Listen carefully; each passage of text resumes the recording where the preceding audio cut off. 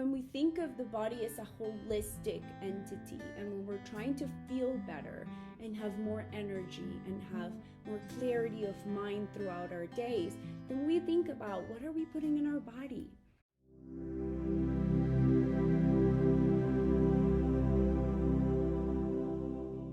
When people come for herbal consultations with me, they have often seen many practitioners before, and somehow things are still not feeling well. What can I do that would be different? My name is Daniela Rey. I run Growing Uprooted. We are an herbal apothecary and a nature school in Rywood, California. When we do 101 herbal consultations, the way I like to approach it is thinking of the holistic human being. And so, yes, I want to invite you to bring herbs and herbal allies into your life to help you with specific needs and specific symptoms you're experiencing. But I want to look at it from this framework of your entire body. How are you living your life? What are the lifestyle choices you're making every day that are maybe affecting the way you're feeling right now? In this video, I want to share with you the 5 lifestyle hacks that have greatly and dramatically improved my well-being in the last few years. My hope is that you find some ideas, some new things you can try out and see how they feel for you and if they are supportive just as they are to me. Number 1, sleep therapy.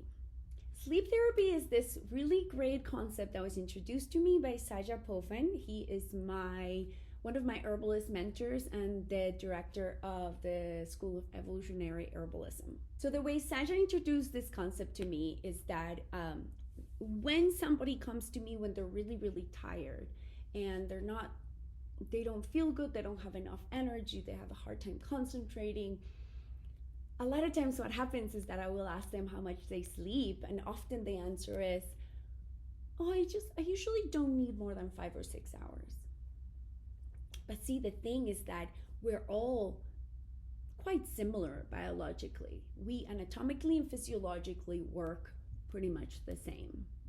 And so it is true for all of us that we need about 8 hours of sleep for our brain and our body to rest enough to be able to start again a new cycle the next day. And so when you tell me that you only sleep 5 hours a day and that's all you need, but you're feeling really tired and you're having a hard time concentrating and you're dealing with chronic pain, then the first thing I'm going to want to address is your sleep habits. Try to stay in bed for 12 hours for 3 days in a row. So what that means is that you watch what time you go to bed, and then you plan to not get out of bed the next day until it's been 12 hours. Sure, you have to go to the bathroom, you go to the bathroom. But the rest of the time, you're in a horizontal position. You're not reading or watching TV. You are resting. Even if you're not sleeping, you are resting. You are allowing your body to have enough time to really, truly rest. The way I like to incorporate it into my life is that because I live a really busy, fun life where I'm doing so many things every day, I always try to sleep 8 hours, but I don't always get to it. So every Sunday is sleep therapy. So Saturday night, I will watch what time I go to bed, and Sunday morning, I will not get out of bed until I have reached my 12 hours. And I do this every Sunday, and it really helps me reset. I feel really good during the Sunday, and then I get to start the week with renewed energy. Number 2, daily herbal infusions. This is a wonderful concept I learned when I first started learning herbalism. And so the difference between a cup of herbal tea and an herbal infusion is very simple. An herbal tea, you will steep the herbs for like 15 minutes and drink it. With an herbal infusion, the goal is to steep the herbs until the water cools down to room temperature.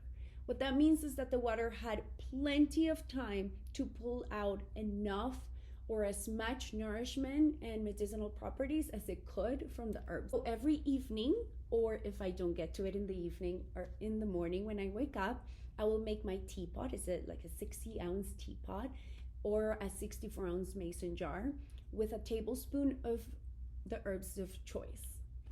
Some herbs I love to drink are nettles. Nettles is deeply nourishing. It is packed with minerals like calcium, magnesium, and iron that we tend to be deficient on. It has wonderful anti-inflammatory properties. Calendula is another really wonderful herb. It has antiviral properties, but it also has skin healing properties. And when you think of your digestive system inside, it is all covered with its own kind of skin tissue. And so drinking calendula can really heal things like leaky gut and inflammation and just a nervous system that is irritated. Another one I love is chamomile. That one is a medicine chest in and of itself, which is beautiful. Chamomile is a nervine. It'll help you feel calmer, and it is also anti-inflammatory. It's great for the skin. And it is a bitter herb, which means that it supports your digestion. It supports your liver in producing more bile so you can digest things better and more effectively. So just drinking chamomile can do so much for you. I love daily herbal infusions because not only are they helping me stay hydrated, at the end of the day, if my teapot is empty, I know I had enough water for the day, but it is also at the same time providing me with vitamins, minerals, enzymes, trace elements, anti-inflammatory properties, all kinds of beautiful herbal wisdom that my body really needs, and it thrives when I give it in such big quantities. Number 3, earth grounding. So earth grounding is this wonderful opportunity we have to remember that we are not separate from nature, but we are part of it. And when we live in connection with nature, our energy levels are able to harmonize with the energy levels of nature. So that's what we love about earth grounding. You can do earth grounding even if you live in an apartment in the city. Go to a park, take your shoes off, walk barefoot in the lawn, read a book with your feet in the ground. Those are great ways to calm your stress levels, calm your anxiety, that busy brain sometimes that bother us and that gets us so tired. Another way I love to ground with the earth is gardening. And so I garden with no gloves. I will get my hands dirty. I will let dirt go in between my fingernails. I will work the soil. There is science that shows that when we touch healthy soil with our hands and with our body, that supports the production of serotonin, such an important feel-good hormone in our brain. Number 4, gratitude and letting go. So we've been talking so much about gratitude and so many beautiful gratitude journals. And I love that practice because I personally don't naturally think with gratitude lenses on. I don't usually think what's good in the world. It's easier for me to focus on what is not working in the world. And so when we sit down to write what we're grateful for and we create a practice where we daily do this, we are allowing our brain to sit in that space where things are good a little more every day. And it changes our outlook and it changes the way we move throughout the day. Last year, somebody gave me a journal, and it not only had a space for gratitude, which I find so valuable, but it also had a space for to write what we needed to let go of. And I found that so powerful because sometimes we carry the weight of things that we cannot change in our shoulders. Something I will write commonly in that section is my relationship with money. Maybe I was impatient with my children and I feel like a bad mom, so I'll just write that there. And a lot of times after I write it, I feel like it's not on my shoulders. And because I put it on paper, I don't have to carry it around. And it also changes the way I carry myself throughout the rest of the day. And number 5, finally, daily movement. Daily movement is something I really struggle with. I often describe myself as a couch potato.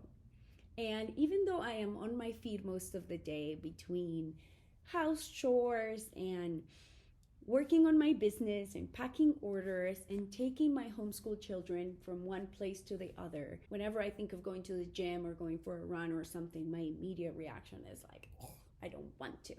But as I'm getting older and I'm getting close to menopause, I am reading and I am learning that in this phase of our lives as women, when we're losing our bone density, when we are losing our collagen, when we're losing these hormones that were necessary for that skeleton to be healthy, weightlifting can really support us.